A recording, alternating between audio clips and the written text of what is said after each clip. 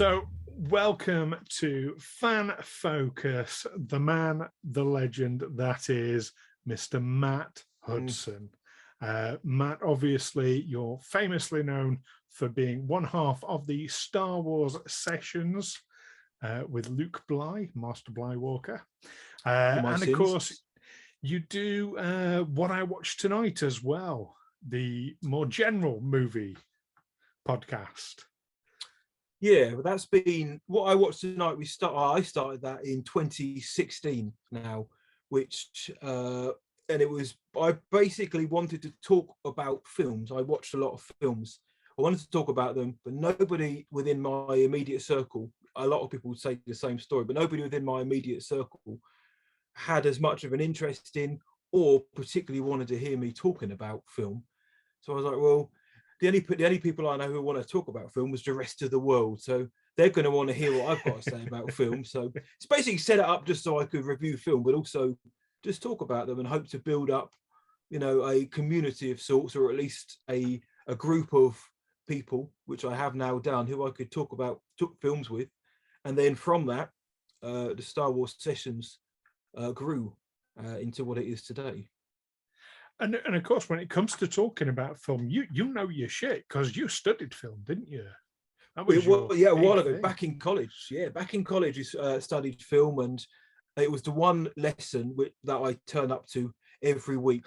I'm old enough now. College and all that are so far gone now, I can say. Didn't always go to all the other lessons, but I was happily going to film studies during the week, and every Friday there was an on-campus auditorium, so we'd watch a film, and then we'd have a chat about it, kind of informally afterwards. And then the next week, once the weekend had passed, we'd get our heads together, we'd discuss it, we'd break it down, and in the end, we end up writing a dissertation of sorts about the genres that we were studying. So I learned an awful lot, and it really introduced me to the fact that old films really are quite good, because back in the early 2000s, the idea of watching something like Strangers on a Train or Double Indemnity, I thought, oh, I don't want to watch that. It's black and white stuff. It's going to be old. It's going to be boring. They're going to talk funny. And they did speak funny, but they're two of the best films I've ever seen, even now. And it's 2 years later, some of the best films I've ever seen, I saw in those classes, and it opened my eyes to a world of film, which I tried to carry with me from then, and that's as inclusive as many genres as possible. I don't try to claim to be the master of all genres, so I can't tell you everything about the anime genre or the period drama, but I'd like to think I've watched enough to have an understanding of those, which all started way back when from film studies. Obviously before then I was watching horror films way before I should have been, and that was my kind of informal education on film. Having watched Nightmare on Elm Street, I think I was 11 years old when it came out. I can sympathize. I mean, I think I watched Alien when I was like 8 or 9. Good. I mean, that came out when I was 6. Oh, it traumatized me for life. But it's a good film, though.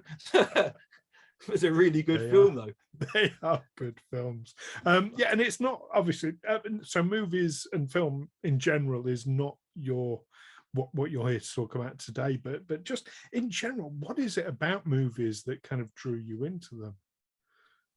I've always been a creative type. Whether I'm any good at it or not, when it comes to what I do, isn't important to me. I just like having something to do. I like or something to read, something to watch, something to indulge in. Some of it is escapism, which I'm sure we'll mention shortly, but there's something about being whisked away for an hour and a half, 2 hours, however long it might be, into somebody else's imagination, or into a world which I'll never know, whether like a gangster flick or a fantasy world. That's not, I'm never going to know those worlds. So it's almost like a romantic version of seeing them. But it's just a way of escaping for a couple of hours, and good, bad. You're getting something out of these films. Same as I think it was Billy Friedkin, the director of The Exorcist, said, whether or not you like my film or you believe good or bad one, you're feeling something. And that's kind of what I've taken just in film in general.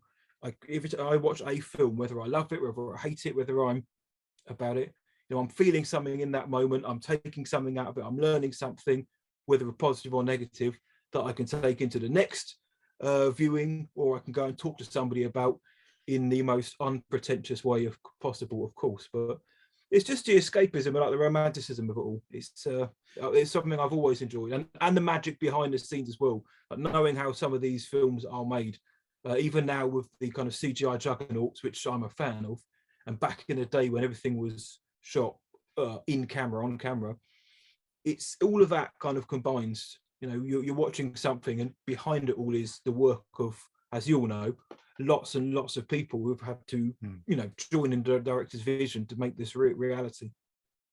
Well, do you know what? You said something about like the world, like quite early on, then, and it struck me that it sounds like the world building is a big part for you. I'm a big fan of lore and mythologies, and exposition as well. Some of the films I do like are when it's just people sitting down, just talking. Nothing else is happening. They're just talking, or it's some of the most mundane situations. I watched a film a few years ago. I'm sure some of the listeners probably seen it. Patterson. It's a Jim Jarmusch film. Stars Adam Driver, and there's no real story to it. He's just a bus driver who writes poems, and it kind of follows him in 4 or 5 days of his life without any real start, middle, or end. But it blew me away, despite the fact that it was just it was nothing. So I love an exposition story. But in terms of lore, if I can watch a film and think and know that there's countless stories to be told from that. So somebody mentioned an event or this character, I wonder what their backstory is. You find that out. Oh, well, that now leads on to somebody else's, and somebody else, and then an event in this universe's history. I love all that stuff. I genuinely love all that stuff. Well, that undoubtedly explains what it is you're here to talk about today, because it is replete with such things, is it not? Of course, you're here to talk about Star Wars. I thought it was Buffy the Vampire Slayer. Buffy the Vampire Slayer, yeah. Yeah, Star Wars. Yes, it's you may have all heard of it, but it's always in the news or on social media for better or worse. But yes, I'm here to talk about that with you tonight. Well, speaking about whether or not people have heard of it, that leads nicely into our first question. But before we do, now Star Wars Sessions, of course, yourself and Luke, you like to open your podcast talking about your cheeky beers that you have. So in honor of that, see, look, this is the only Corona I'm interested in having. Yeah, I've only got a cup of tea. See, school night for me. That's what I'm saying. Cup of tea, though. It is, but I'm having a lager, not a beer. You need a bit of lime in the top of that, or lemon. I don't want a fruit salad in my bloody drink. One every 5 a day. I'm a northerner. Yeah, no, that's got to like be done. Honor of the Star Wars Sessions. So you said about like everybody's heard of it, and I think it is true. I know of one person who's never watched any Star Wars whatsoever. Go on. He's not a sci-fi fan, to be fair, but even he's heard of it. But if, let's say, Rhodians landed on Earth tomorrow. Yeah, there you go. See, Rhodians landed on Earth tomorrow, and they see a poster for, I don't know, the latest Boba Fett series, Book of Boba Fett, and they grab you as a passerby and say, "What is this Star Wars?" How do you explain Star Wars to them?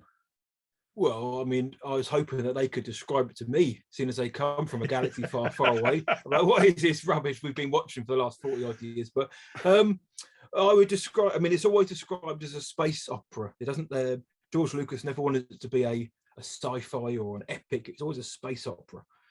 So I would try and break down the difference between a space opera and a sci-fi franchise or fantasy franchise. But I describe it as something that's fun, but escapism. There's the word I mentioned earlier on, because it is fun escapism, but it's littered with these great thematic content and messages of hope, family, love, perseverance, and all those kind of positive adjectives as well. But so that's how I try to describe it. Is it's a swashbuckling, fun space opera filled with all the right messages that you'd want your kids to see, because, as George said, he made it with children in mind. It's a franchise for kids, so it's something for everybody. And as deep as the lore is, anyone can get involved. So I'd sit the roadies down and say, "Come on, we'll crack open one of those beers that Stu's got.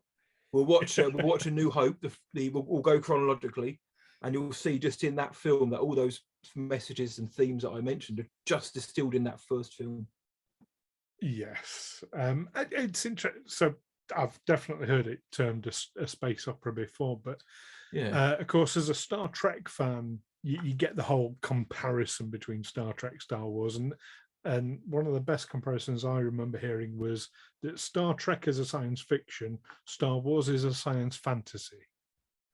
Yeah, I'd go along with that. The Trek that I've seen, and since we capitulated on the Star Trek Sunday Trek Wars last year, Luke has actually watched some Star Trek, and I've watched a bit as well. Got to just here and there, nothing necessarily in order. It's just, well, that was on, let's watch that. Watch a bit of the Next Generation, Voyager. I watched a bit of that. But yeah, you can tell that there's a difference. They're both it's funnier than I thought it was, actually. Star Trek, there is more humor and levity than I thought there was going in. My initial impression was that, and this is on me, was that it was very kind of heavy sci-fi, lots of jargon, lots of technical terms, and a lack of humor or anything like that. And in my head, I was like, well, Star Wars maybe has less of the jargon, but it's probably got more of the humor. But seeing more Star Trek, I'm seeing that actually, no, there is a lot of fun that happens, whether that's just from the performances or from what's being said. It's not quite what I thought, and I've enjoyed what I've seen. It varies massively depending on what series you happen to be watching, what episode of what season of what series. It can, some of them are really deep and dark and meaningful, some of them are very light and airy. I mean, if you enjoy the humor, I'd say go watch Lower Decks. This is the new animated show, isn't it? Yeah, very much for adults. I saw one picture with the kids, which is I would probably describe as X-rated on it may have been on yours, it may have been on Conti's Twitter, but it was parts of it were censored for social media. I was like, this isn't the Star Trek I thought it was. Yeah, that's exactly what Lower Decks is, not the Star Trek you thought it was. It looks great. Yeah. But it is the Star Trek you're looking for. Do you see the segue through back to Star Wars there? I like that. Yes, the droid you're looking for. See, these are the droids we're looking for. But no, I think Star Wars. It's for me. It's what most of us wanted to be growing up. That's what I'd say to any aliens is people like around the world. Whether so many kids, especially of that age when they came out. The kids when the films came out wanted to be a Jedi, they wanted to be a starfighter, or they wanted to be Han Solo.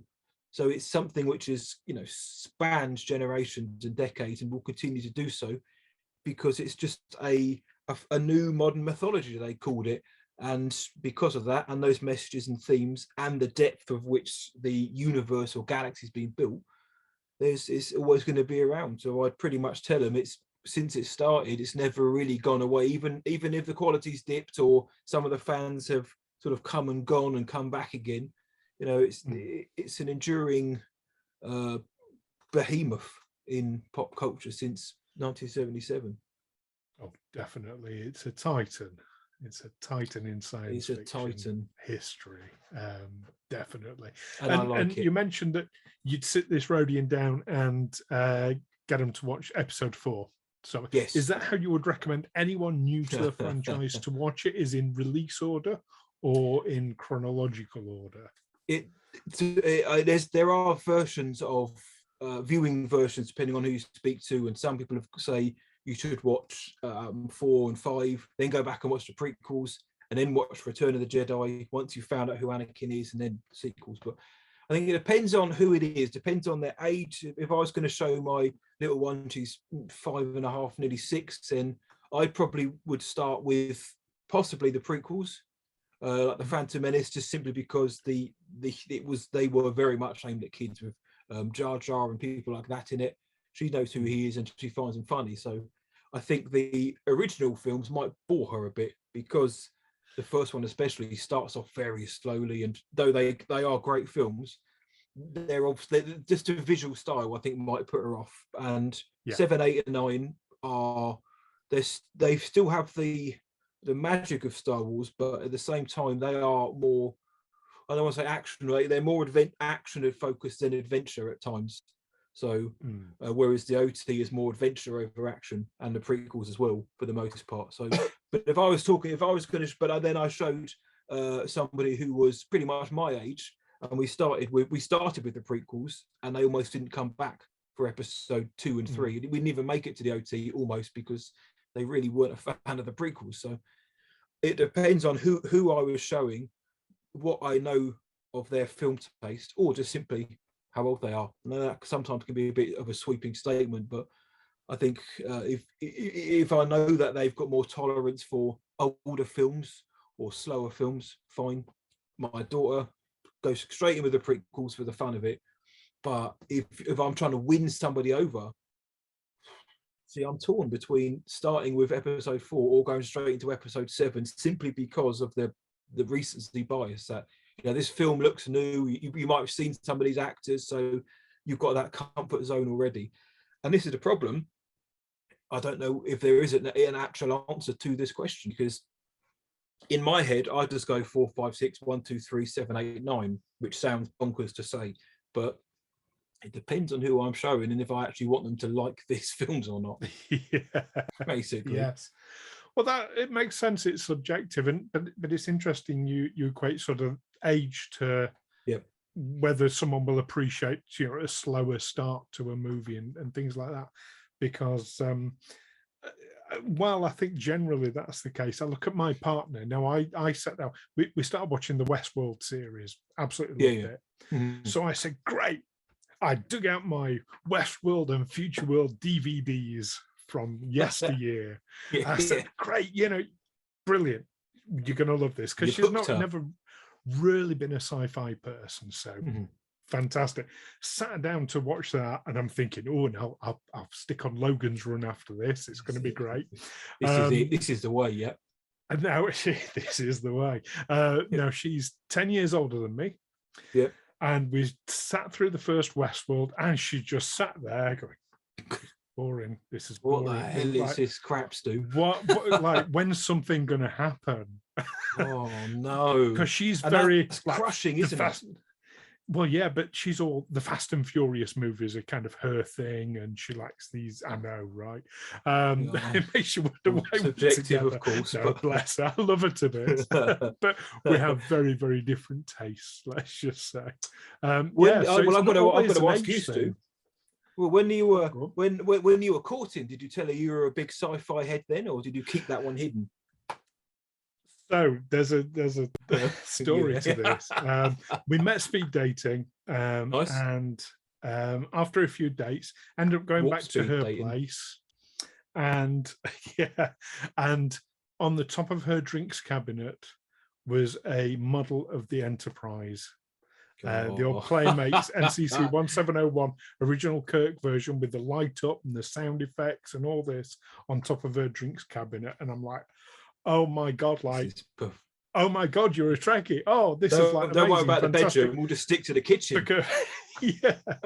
Took a photo of her holding it, and I've still got that photo to this day. Because it was like, oh my God, this is absolutely amazing. She only told me later, like, oh no, that was the kids, and she never watched an episode. But at least she kept it there, though. She didn't want to say it. I've got it now. But no, she didn't want to say at the time because I was so excited. Oh man! Well, that's how you know that she's clearly a keeper. That she didn't just keep you out and having this Star Trek. She's incredibly tolerant. Yeah, incredibly tolerant. And she has sat down and we've done Star Trek and Star Wars marathons together, and she's quite enjoyed them. So, you do hear about the long-suffering partners or spouses, don't you? When it comes to content creation, because undoubtedly you want to watch the new Star Trek or whatever the latest series is, and they've got to go along for the ride. There's obviously that bit in the give and take, of course, but from our point of view, they've always got to go along for the ride, which is pat on the back to all the long-suffering partners out there.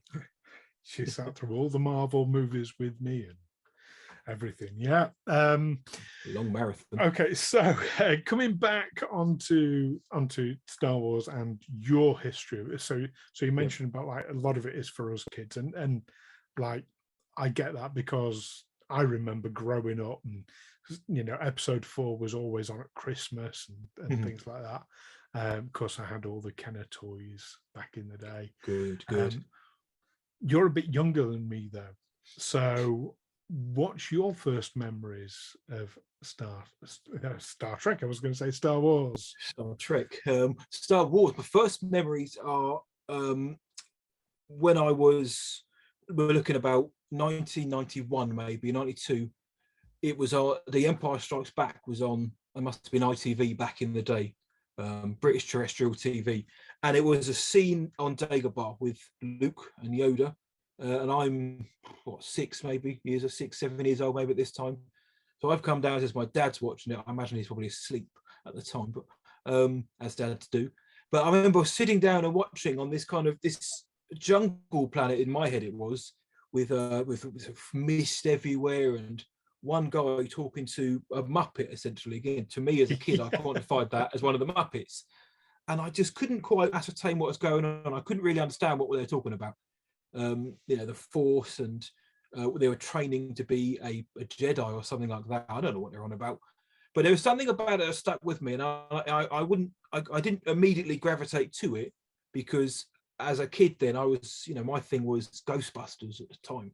Ghostbusters and the Teenage Turtles, obviously faster paced, very much geared at, even the film's not so much, but geared at kids, And this was a slow, more pensive sequence that's happening. Had it been maybe the finale with Vader versus Luke on Cloud City, the lightsaber duel, or the Battle of Hoth at the beginning, I think I probably would have sat down and watched it more intently. But my first impression was, this is interesting, this is strange, but it's a bit boring. But I've always remembered, it's always stuck with me, that scene. The one scene when they're sort of sitting almost opposite each other. But it wasn't until a couple of years later when the prequels type started. I mean, when 1997, when George was announced that the prequels are being written, the Phantom Menace, and the special editions of the original trilogy, the much maligned special editions, were re-released on VHS and in cinemas as well. And I remember going to see those. So I got to see the originals, special edition in cinema. So that was my first real introduction to the films on the big screen, which was probably the best way could have been. And then when the Phantom Menace came out in '99, I remember my whole family, we all went to see it. I've said this story on the pod so many times, but I remember it vividly. We all went to Pizza Hut in Guildford, and they had the cups, the merchandise cups with the toppers on. So we had Anakin Skywalker, little Anakin, or Jar Jar Binks, or Queen Amidala. They're really pushing the promotional material, and we'd get Cocoa Pops, and you'd have like a little gold bust of the characters in that as well. So it kind of struck me just how big this was, and I remember seeing the queues in the local Toys R Us back in Woking. When these toys were coming out, the queues were unreal. Like the place was packed. And now it's sadly a different story. But so it was when I was about 7, was 6 or 7, I first knew of it. But then it wasn't until I was about 11, maybe, when I really understood. Went to see the originals. Then the prequel fever hit, and then the games came out to support the films. And I went to see all the prequels, and then we had the sort of lull period afterwards. But from when I was a kid, it's been around. My dad's always been a fan. My brother's been a fan. My uncle, who I mentioned on the quiz, he's a huge Trekkie. He's also a big Star Wars fan. So it's always been around. We'd go around to my nan's house, and there would be the Kenner toys there. There'd be an AT-AT Walker or an AT-AT. The Millennium Falcon would be there, and different figures to play with. So it was always around. There's always a VHS of it lying around that my dad had, or something. So it was a constant growing up. And this is mostly in the years when there was no new Star Wars, between 83 and, well, when I first saw it, let's say 91 to 97. There was a barren period, so we only had those VHSs or TV reruns to rely on. So I think that's part of the reason why I wasn't integrated so quickly, was because we didn't have anything to be introduced to other than the original films. But when the special editions came out, and then the prequels, when it was all new and the fever was beginning, that was my intro point. Same for a lot of people my age, and obviously nowadays there'll be kids out there who have The Force Awakens, for example, will be their entry point, which after a 10-year gap between that and the end of the prequels. So it was always been there since I was a kid, but about 1997 was when I first really started getting into it. Right. And obviously, like there's a lot in it for you. There's a lot of passion in your voice when you talk about it, and and as a kid, that's again that storytelling. I imagine the world building even back then was a huge part. But what overall would you say to this day does Star Wars give you? What's its hold on you? What's that connection? It's that place to slide away to, and it's even now. I've seen the films so many times, whether that's to watch them for the sessions or to introduce people, or just to sit down leisurely and watch them. It doesn't matter how many times I see them. If I'm, they're always on. It's because I can sit down and I can watch them, and I could be transported to that galaxy far, far away. And it's that escapism. I can get lost in the lore, the stories, and the silliness that I mentioned. I mean, I can't claim, as I said, that Star Wars is sort of grown-up material, because it's not. George never intended it to be that way, and George himself isn't exactly dripping in serious sauce. He's a fairly well-humoured guy. I mean, he is when he's got that plaid shirt and sneakers on. He's dripping in sauce, but it's the escapism, and I recently rewatched one of the animated series, Resistance, which I watched when it came out and thought, this is fine, but I rewatched it. I was like, this is great, and since then I've jumped back in, and I'm Wikipedia and all the characters and all the events and how they tie into the wider canon, the wider lore. So it makes me feel like a sort of like an excited kid again, and it always will do, and I have no shame in that. It's been able to watch something, and when Han Solo flies in at the end of A New Hope and saves Luke, I still get that kick. When he shoots a TIE fighter and sends Vader spiraling, I still think yes. When the lightsaber goes to Rey in The Force Awakens, I still get the goosebumps in that. It's those moments, and they're indelibly etched into my mind. But the power is always there. It's the escapism, and it's the kind of being. It's a community within itself. Obviously, the Star Wars community in itself, most of the time, is great. And it's so for me, it's the escapism, but it's doing things like this, being able to find like-minded people and just having to chat about the franchise, or just having a laugh with, because you've got that thing in common. It's not just the USS Enterprise on the top of a fridge, which was the kids. We've got this in common, that we've got this shared kind of DNA between us, and all the other fans out there. And I've always found it amazing, and that goes for many fandoms. But in terms of Star Wars, you can ask anybody in the world, have they heard of a Jedi or Darth Vader or something, or show them a picture, and they know what it is. They've seen it. They may not have seen the films, but they know the iconography, and it's all of that. It's that kind of expansive world building, that lore, that escapism, the magic. It's the magic. It's what it is, Stu. Excellent. Well, the Force is a kind of magic. It's a kind of magic. It is. It's an energy. Binds us all together. Penetrates us, Stu. Okay, Metachlorians. But we don't mention those. Enough about them, though. Yeah, enough about them. Yeah. So actually, this might be your answer to the next question. In fact, no, yeah. So if there is one thing about the entire franchise as a whole, as an entirety, that you could change historically. Go back in time. You don't have time travel in Star Wars. Oh, well, I mean, do you? Because No, C-3PO just alludes to it in episode 4 a little bit.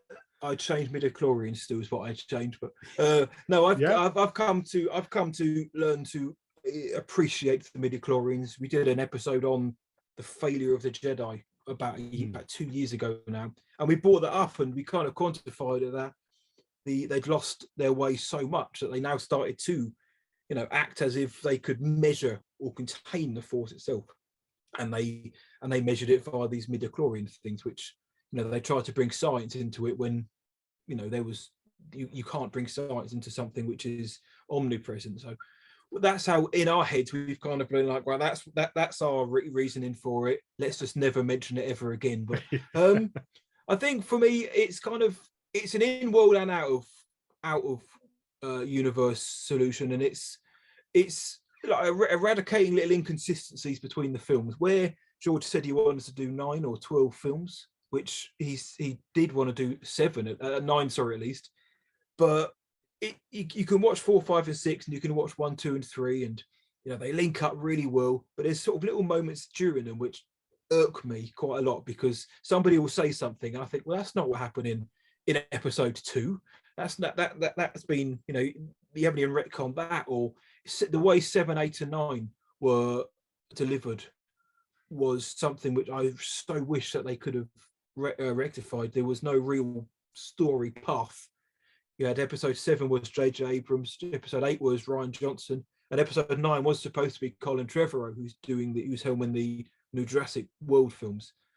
And we all assumed as fans or film fans that they'd get together in a room, they'd brainstorm out their ideas, on the big whiteboard. This is what needs to happen in 7. This is what needs to happen in 8, and it's going to end here. And then let's fill in the blank. You guys fill in the blanks in between it, but this has to happen.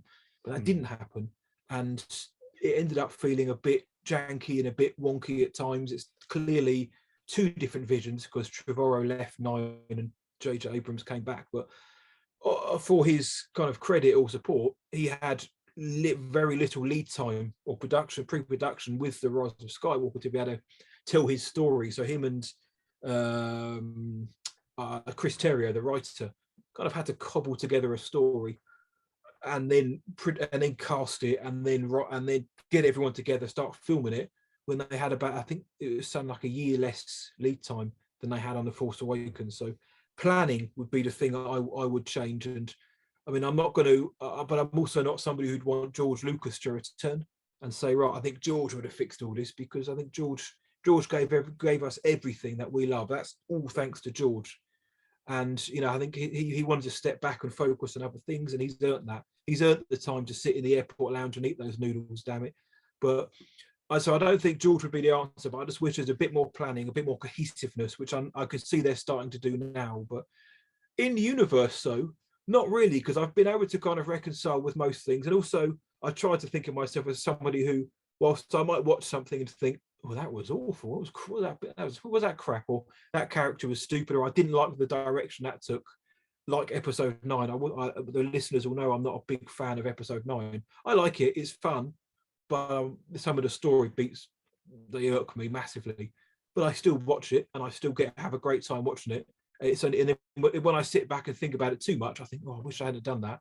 But I don't let it affect me too much. So if there's a character out there that people don't like, or a film like The Last Jedi, people don't seem to like that for some reason, or a particular story beat, I just try not. I'm not, as much as I love this franchise and one of those passionate things I'm most passionate about, I try not. I don't go to bed and get really angry about it. Think, what, I'm going to go on Twitter now and write something really awful and get angry about it. So in universe, there are things that are stupid. In one of the animated series, the bad guys use their lightsabers as helicopters and fly away. And I thought, oh God, I wish I could just jump out the window.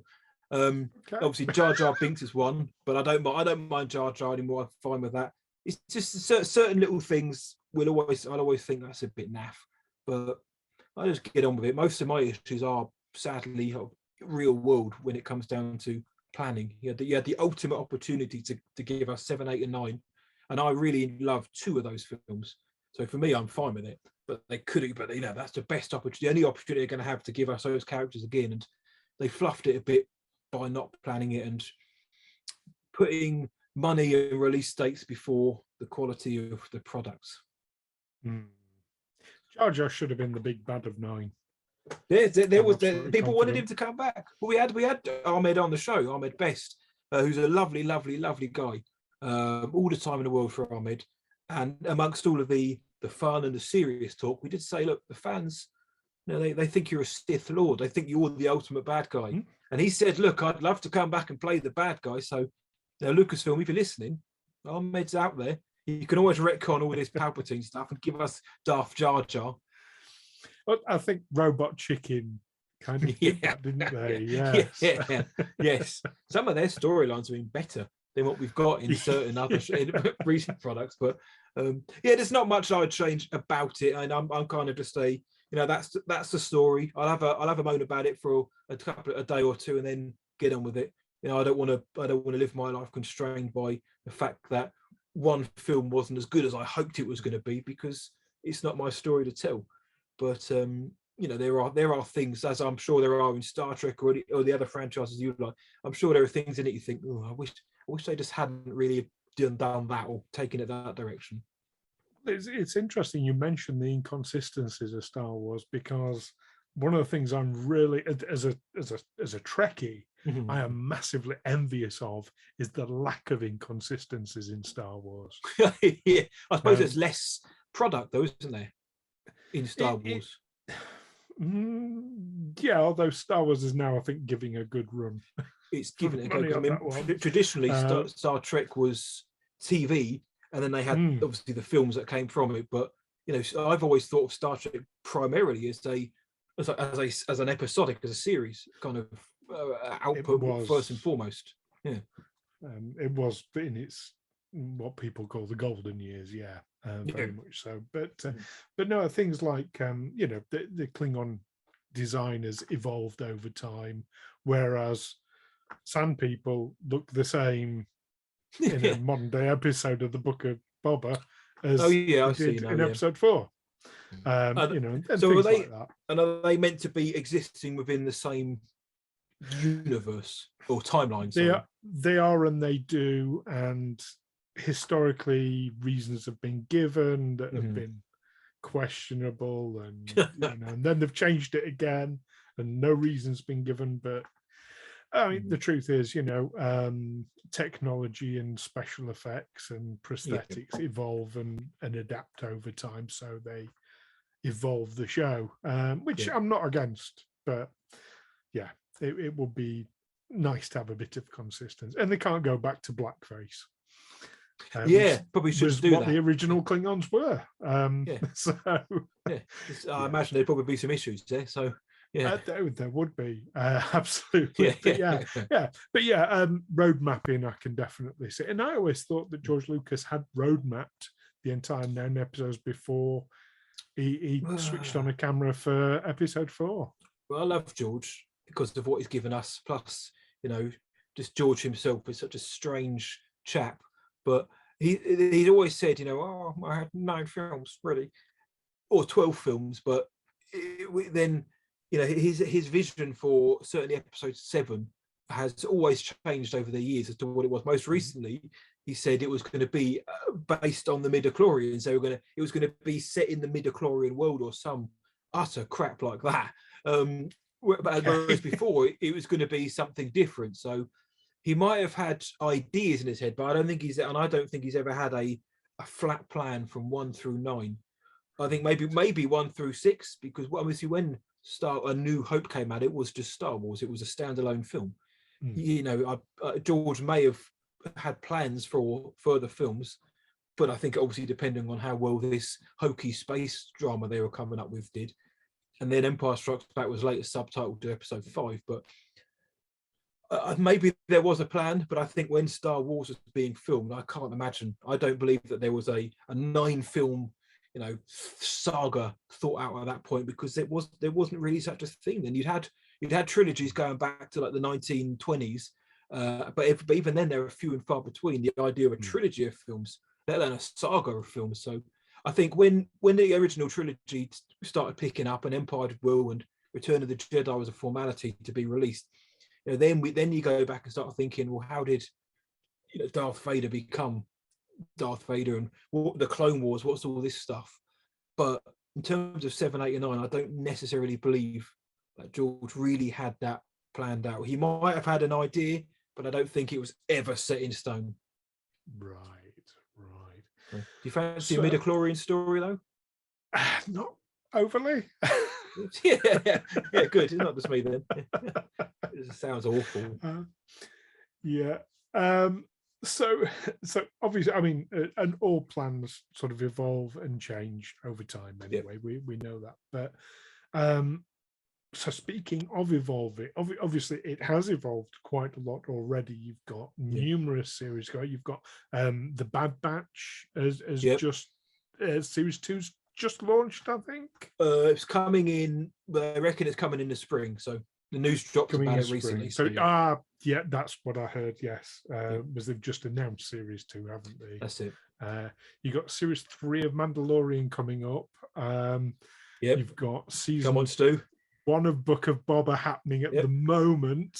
Although I would say, without too many spoilers, I think we've just had episode 1 of The Mandalorian anyway. This is how we covered it on our recap show. Yes, we covered it. We're like, right, this is the Book of Boba Fett recap. However, not entirely sure that it is, but I don't think we can call it that this week. But hey, we enjoyed it, even though it was slightly jarring. Well, they're obviously bringing the 2 stories together and into alignment, and I get that. And it's always nice to see Princess Caroline back anyway. Of course. Sedaris.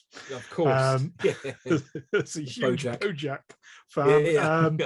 So, but what's next? What's, obviously you've got these series and they're ongoing now for a little while, but what's beyond that horizon?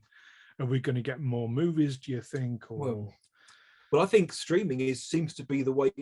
Streaming is the way at the minute, because like you said, you've got Mando seasons 1 and 2, which for the most part people seem to really, really gravitate to, and you only, again, without dropping too much, you only have to see the reaction to the recent episode of the Book of Boba Fett to realise how much people like a certain character, including me. I didn't realise how much I needed a certain character until I saw them on screen. I was like, this is the coolest person I've ever seen on TV.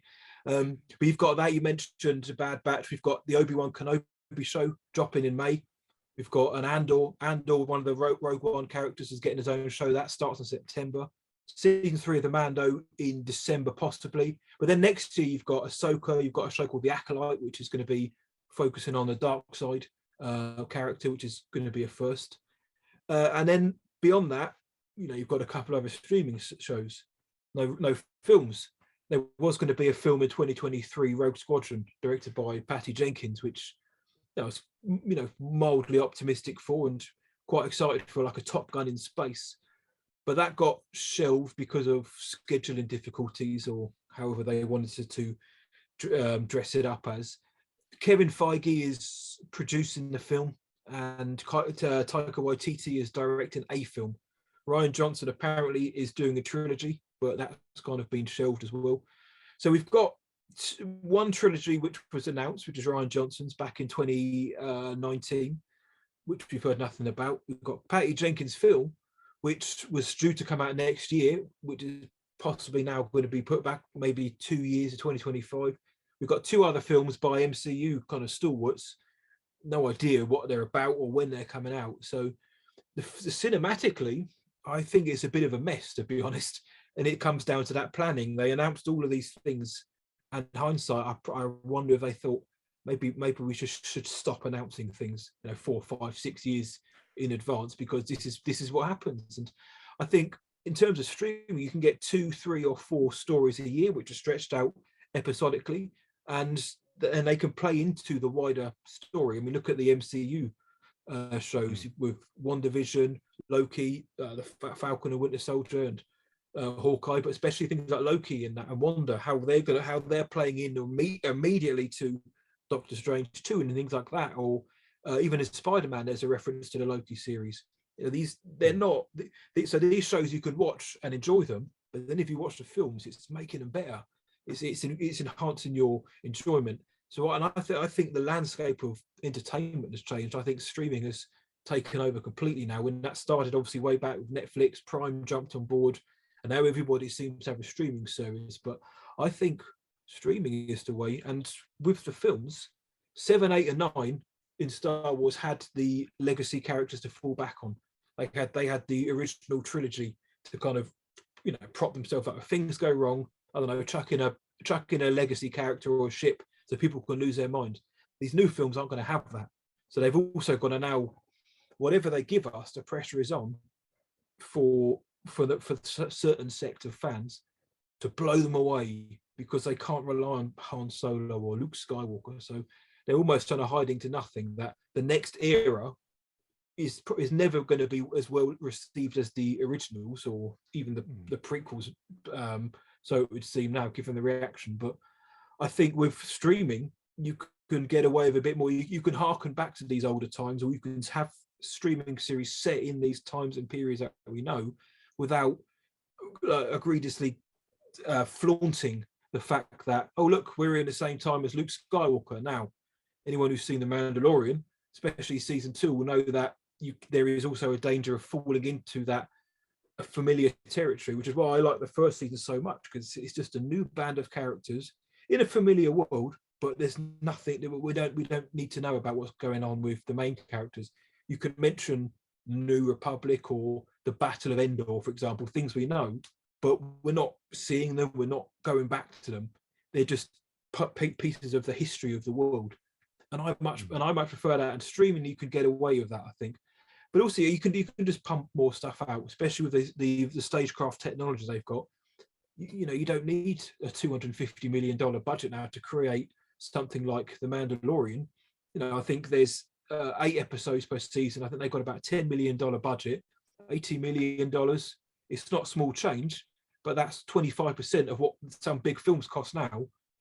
Yeah. But the pop culture phenomenon that Mando and Baby Yoda have become is worth much more than that when you consider how much merch, how many figures, how many toys, how many kids' toys, all that kind of stuff. You quantify that, and the reach is massive. And they can bring out The Mandalorian every year for the next 3, 4, 5 years if they want to. With a film, though, obviously it's, again, about production. It's not just let's turn up on set, let's shoot, and everything's easy. It's a long, grueling process. There's more. The law of averages says the longer you're on that set for, the more things can go wrong, the more money that's going to cost. If people don't immediately react to it, do you get a second chance? So I think streaming is the way now. And if you told me that 2-3 years ago, I'd probably been a bit hesitant about that. But now that I've seen the quality of what they can offer, then I don't need a new film for 4 or 5 years. They will always be the tentpole. Star Wars cinema for me will always be an event. The build up, the speculation, the hype, to opening night, sitting down, and how they're going to open it now. A long time ago, we're going to get that on screen, or we're going to get a fanfare, the opening crawl. These are the questions I kind of ask myself. But I'll always be excited for a new film. But now we live in a world where, by the time the next film comes out, we might have had six or maybe 5 or 6 series have come out, and potentially multiple season ones as well. So we're not in that drought period anymore where we have to crave these films. And that's because of streaming. Streaming has created such a new way of viewing. Then I think that is the way forward. And any franchise which doesn't really adapt to that, or at least kind of give into a little bit, may fall behind somewhat, because it's just that kind of like fast food consumerism we live in, which isn't a bad thing, and I don't mean that in a negative way, but it's, we're so used to now to having everything there on demand. We don't want to wait, but people moan about waiting a week for a new episode of Book of Boba Fett, when that was always the way in the day. But I think streaming is something that needs to be taken very, very seriously now, because I think it is the way forward. It's cheaper, it's more efficient, you get more eyes on it, and you can drop it around the world on the same day, and everyone talks about it. Social media lights up. It comes down to that as well, Stu. Hashtags trending. which has its downsides as well, because of course back in the day, if you had to sit in front of your TV at a particular time on a particular night to watch your thing. Now, of course, the moment something drops on streaming, it's all over social media full of spoilers. Which is a bit of a that's something that's going to need to be addressed at some point, I think.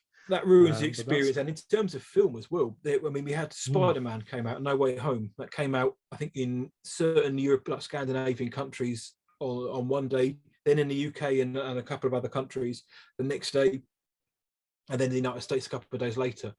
You know, people were terrified of spoilers for that film. And the question kind of remained that obviously you can't, there are legal red tape and things like that, but people have always said, you know, why can't big tentpole films like that just be dropped on the same day?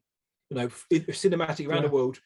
Why can't Spider-Man, No Way Home? And I haven't got the answers to that, but it is a question that can be answered, because it's piracy as well is the problem. So some people won't go to the cinema to watch it. They'll watch it on a crappy camera version because it doesn't come out for them for 2 or 3 months. Ghostbusters Afterlife comes out in Japan, I think tomorrow, upon recording this, and we've known of it for 2 months now, 2.5 months, and we know all the secrets and the spoilers, but some parts of the world still haven't even got it yet. So piracy, spoilers online, that's the downside. I totally agree.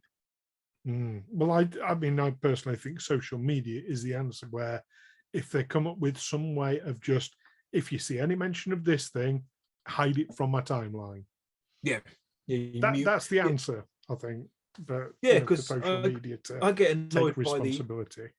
I get annoyed by it as well sometimes, because I saw today, looking on Twitter, people have been posting episodes, images from the new Boba Fett episode, and it's only been out for a day, and people and I saw someone saying, look guys, this has only been out a day, can you maybe not talk about it so openly? And you get the response thrown back is, well, you just don't go online. And I'm sitting there on one hand thinking, well, you know what, I want to go online. I don't want to be policed by you gimps because I don't want to know something. But then on the other hand, things like Twitter are quite handy. You can mute words, so you can ahead of time mute things like Boba Fett or Lower Decks or something, and as much as possible it will filter that out and you won't have to see it. But I don't really like the idea of having to shut myself away until I can see something. I don't think that's the right answer. It's a lazy answer to me. It is, and of course, if you want to talk about the older episodes, yeah, exactly, you can't because they're muted. It's a difficult one. It really is. So, coming back onto the various series coming about, and this might be a little bit of a painful question. Oh no, I'll apologize in advance.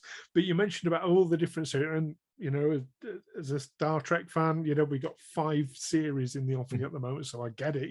They are capitalized on the whole streaming thing. It's what a time to be alive. Exactly. But you mentioned about one episode, and it instantly put this question into my head: is when you said about there's a character from Rogue One that they're basing a series about. Are they in danger of stretching themselves a bit thin? Well, again, it's all down. It's obviously quality should come over quantity first. And when they announced all of these, they announced 10 series at the Investor Day. I think it was 2020. I want to say November 2020. They announced 10 series, and they did the same for Marvel.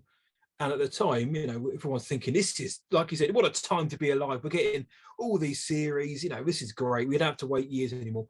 And then one of them's already been shelved, which is classic Lucasfilm. Really announce it, get us excited, and then nix it. But I totally get where you're coming from. That particular series, though, that's the one I'm looking forward to the most. Rogue One's my favourite Star Wars film. Really? I think it's wonderful. Obviously, people whip me for that and say, "What about The Empire Strikes Back?" Oh, technically, in terms of film and The Empire Strikes Back is the best Star Wars film. There's no 2 ways. I hated Empire when it came out. We just done an episode about that. Actually, the reaction in 1980 when it came out, that a lot of people thought it was a bit cack, or they even then the capitalism side came in where they thought George had stunted the excitement so he could tell story to make further films. So I know that a lot of people back then weren't. Yeah, and this is it. So many people now are like, it's great. But I think it's the best film. It's the only one other than maybe episode 4, which can be studied, which is always in the top, at least the top 10 greatest films of all time lists.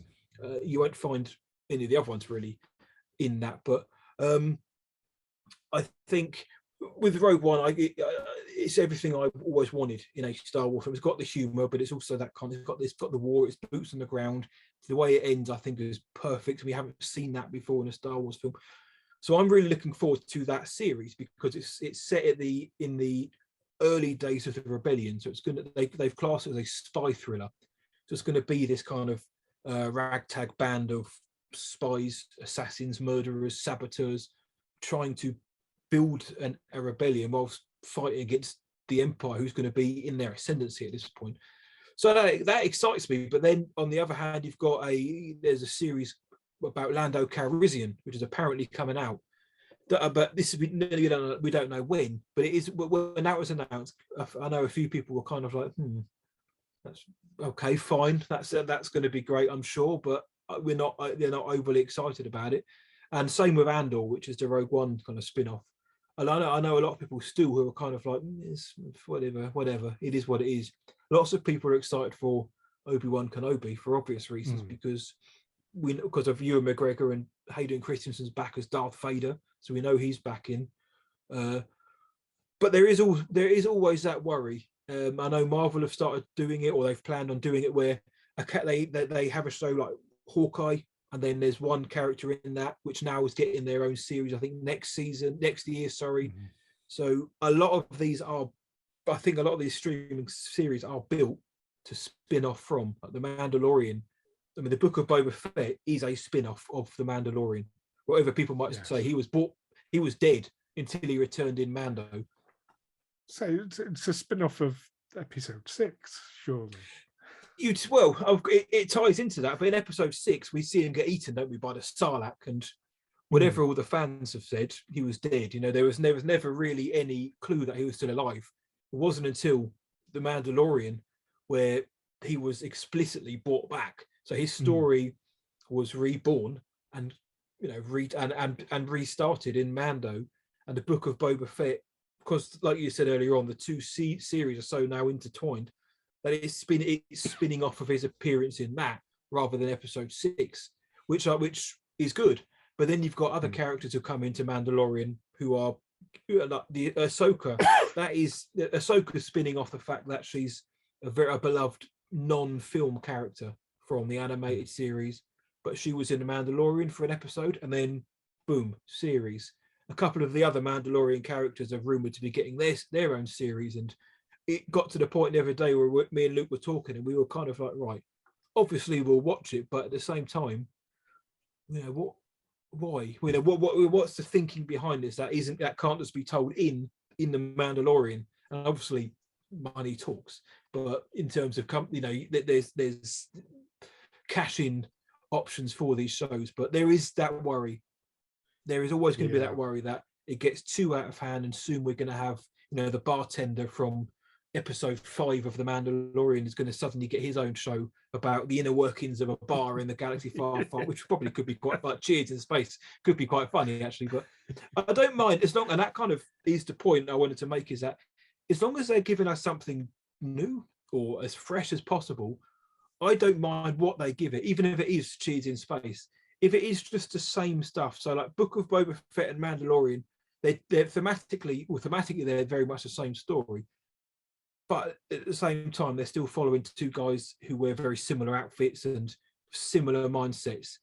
I want the other seasons we're getting are going to be different, but as long as if they can pump out series, but as long as for me, I can feel like they're giving me something new and they're not retreading or rehashing or cashing in on nostalgia, I'm fine with it. I have my areas I want to see more of, and I hope they do soon, but I'm all for it. And like Luke says on the sessions, if they release 10 series, there's always going to be one or two which I may not like, or he might, or listeners. There's no, you're probably not going to like all 10 of them, But the fact that we're getting that much, there's always going to be enough there, like a little tapas. There's always going to be enough for you to feast on and enjoy. But I totally get what you're saying. And you mentioned Star Trek's getting what 5 seasons, 5 series in the works. Do you is that a worry as well, that now they're going to totally drain it? Less so for me. So one of the things I'm feeling, watching Book of Boba Fett and The Mandalorian, I haven't seen the Bad Batch. I hold up my hands. In fact, I haven't seen any animated Star Wars since the cartoon Droids. Oh man, yeah. Okay. Show me age there. There was a while before the Bad Batch, yeah. But it does feel like it has the same appeal. Like The Mandalorian appeals to the same people who like the same things as Boba Fett. Whereas these 5 series, Star Trek series coming out, they're all geared at very different markets. So you've got Prodigy, which is kids animated, and you've got Lower Decks, which is adult, very adult animated. You've got Discovery, which is gritty, dark, adult. You've got Strange New Worlds, which is going to be more episodic, more like the Days of Kirk. In fact, it's set just before the Days of Kirk, but it's going to be episodic, brighter, more optimistic. You've got all these different. Each one's going to be completely different from each other. So you're going to get each Trek is going to have their own favorite series, and it's going to differ between us all. And and you're going to get those Trekkies who say, "Oh no, that shit, I don't like that." So therefore it's terrible. So it's going to divide fandom, but at the same time, I think it's going to keep it fresh, at least. That's exciting. I find that appeal. I think it's a good thing. I know. I find that very exciting because hey, look, you end up like an all 5, and in that case, if winner. But even if you like 1 or 2 of them, like you said, they're continuing the franchise, and you never know what you might get back into one of the other seasons later on. But do you think then? Because I'm hearing you talking, I'm thinking now I'm the jealous one, you bastard, because I fancy some of that. Because you mentioned up top, obviously Star Wars is now owned by Disney, who have got their own corporate interests and their own image to look after. Star Trek is Star Trek's Paramount, I think now, who can let them get away. Imagine with, like you mentioned, Lower Decks. I've only seen one image of Lower Decks, and you'd never see that in a Star Wars. And whether fans want that or not, but the fact that Star Trek is open enough or has that pathway to be able to do it, I find that exciting. And like you say, that kind of that adult, more darker show. I hope we get something like that down the line in Star Wars, just simply for a deviation, just so we haven't got, not everything feels the same. I'm sure they will be different, but just hearing those 5 pitches, it just sounds different immediately. Yeah, but I mean, Disney's had its history of darker stories and very adult themed stories.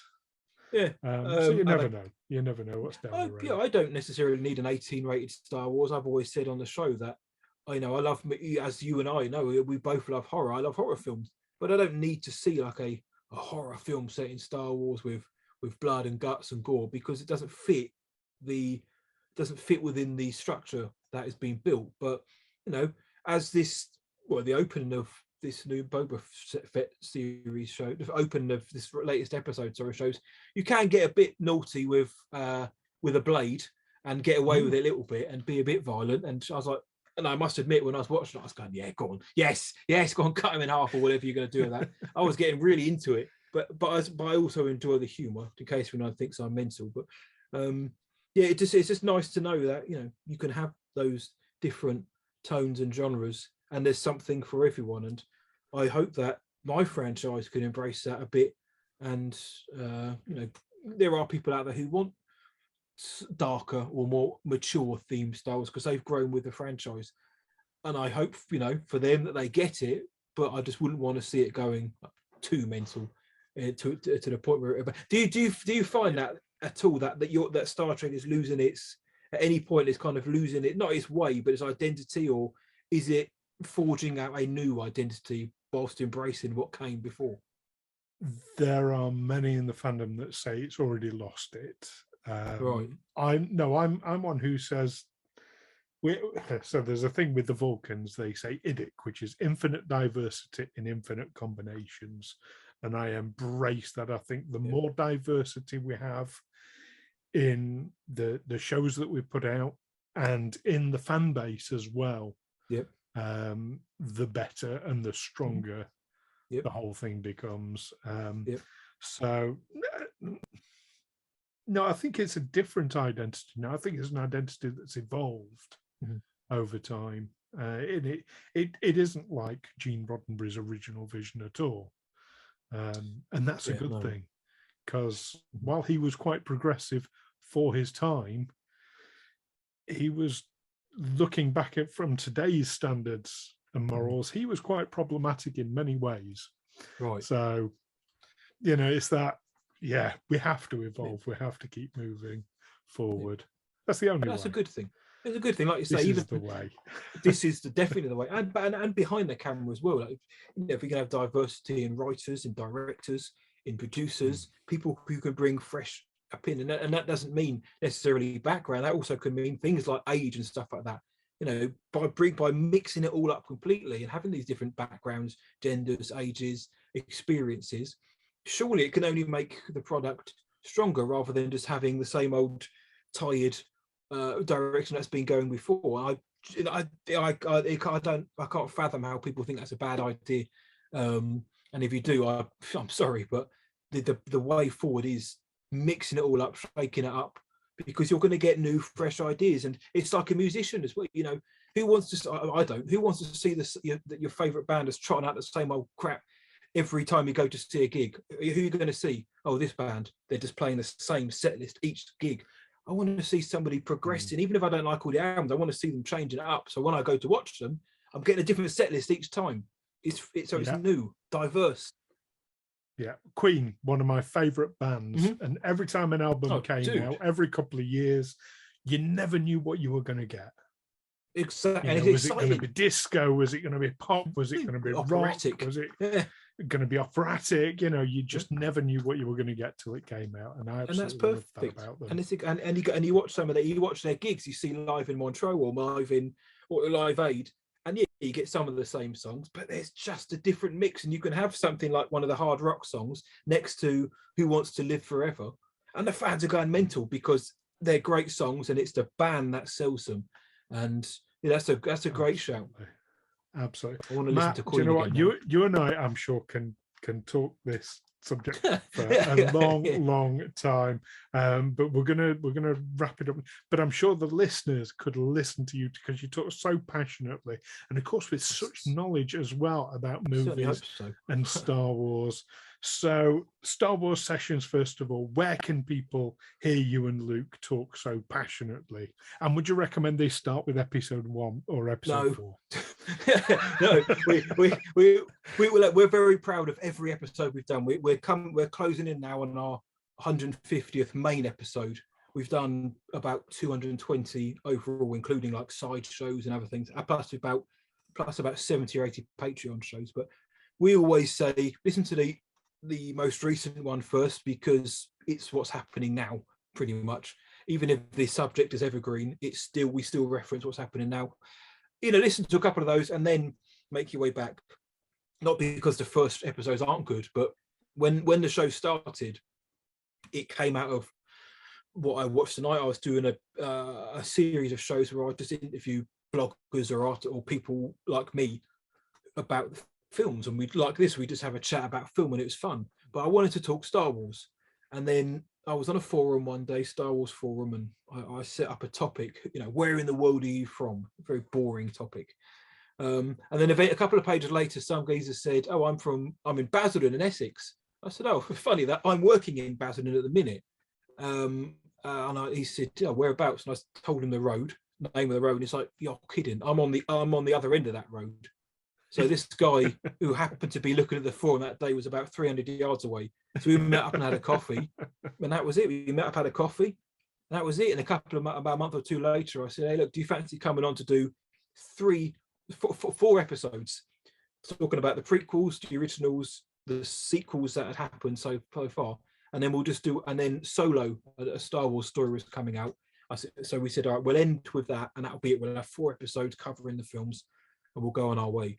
So we did that, and then eventually got back into it.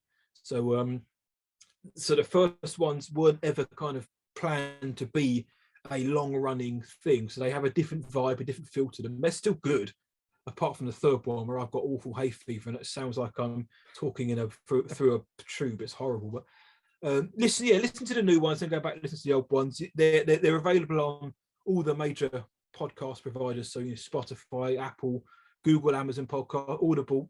We say anywhere that you can find a podcast, we're there. So find us on there, and you can go to the website, which is starwarsessions.co.uk, to find all the episodes. You can find a repository of all the guests that we've had on from the films and the series. There's blog posts, there's a gallery. So if you want to see what we get up to at events, you can go and find them as well. So, but we have a great time doing it. We're friends first and foremost, and that's the main thing, is that we will meet up. We can meet up tomorrow. We'll spend 2 hours walking around Essex, having a coffee, talking about any other rubbish, and then be like, right, let's get down to business.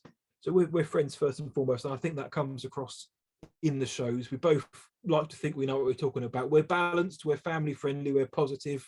Even if we don't like something, we'll say, look, that wasn't for us, but we're not going to sit here and crap on it in case you like it, for example. So, but we like to try and put across a nice balanced atmosphere. And if you do listen, then we certainly hope you enjoy what you hear. Excellent. And what I watched tonight, for people who want a more wider view on movies?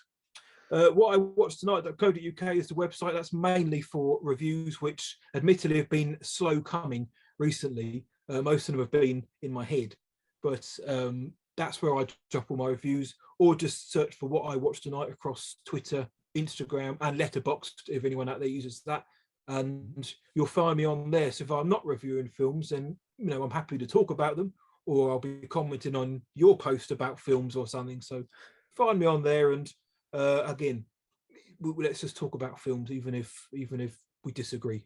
We're all film fans, aren't we? So let's talk. Brilliant. And we'll stick some links up below so that everyone can see and find that. And you can hear our episode as well. Yes, absolutely. Well, thank you so much, Matt. This has been absolutely brilliant and thoroughly entertaining. Always a pleasure to talk to you. No, thank you for having me on again. Just do any time, mate. You're very, very welcome. Take care.